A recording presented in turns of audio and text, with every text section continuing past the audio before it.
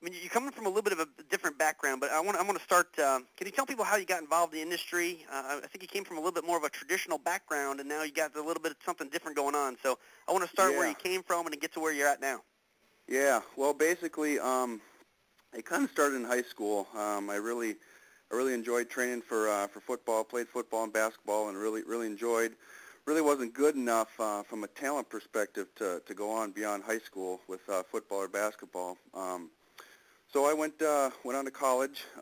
Grew up in Minnesota, but went on to college at the University of Minnesota Duluth, and got my degree in physical education. And then I got an opportunity to do some volunteer work at Anoka High School, which is the fifth largest high school in Minnesota. It was at least at the time. And so I did some intern training under the direction of Rick Rignell, who was the head strength coach at the time and is still there.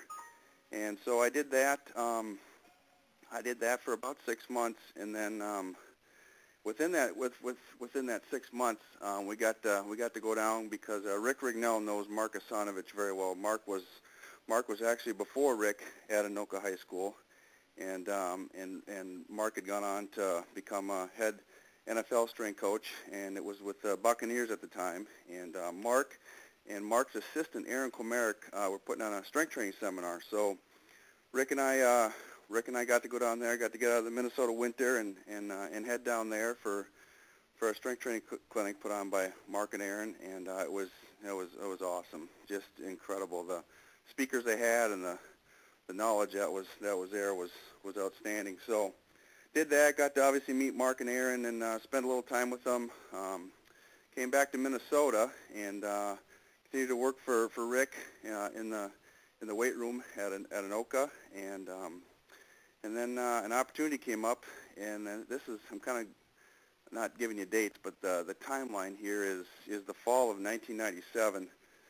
Mark had an intern that had some family obligations that didn't allow him to do the internship during the season. So Mark was kind of scrambling, and I was still working for Rick, and it kind of worked out that he offered me the opportunity to go down and do an internship for the 97 season, and went down there and did that, and it was great. What a deal that was.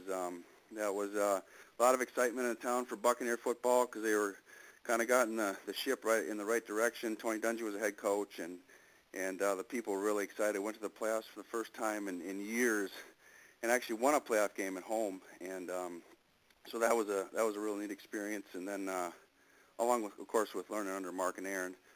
And then after that was over, then I got an opportunity to work at Blaine High School as the head strength and conditioning coach, which is a big rival of Anoka High School. So I packed my bags up from Tampa, Florida, and headed back in my car, and I did that for about a year.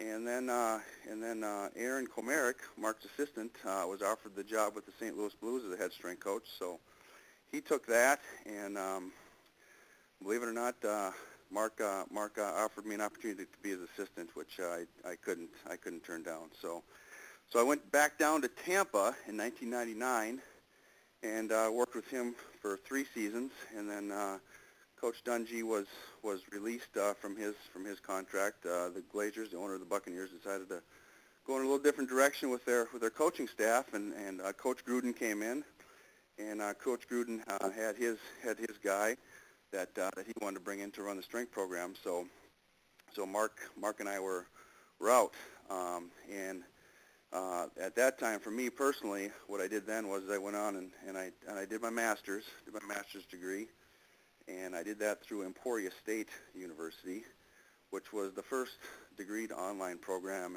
in exercise science. So I did that. I did some personal training on the side, and then the next stop was Jacksonville, Florida. Mark had become the head strength coach there a year later, and so I went up there and worked part-time for a year, and then the following year after that, which would have been 2004, I got to be a full-time assistant. So I did that for for 5 years, and then I got an opportunity to come to NASCAR.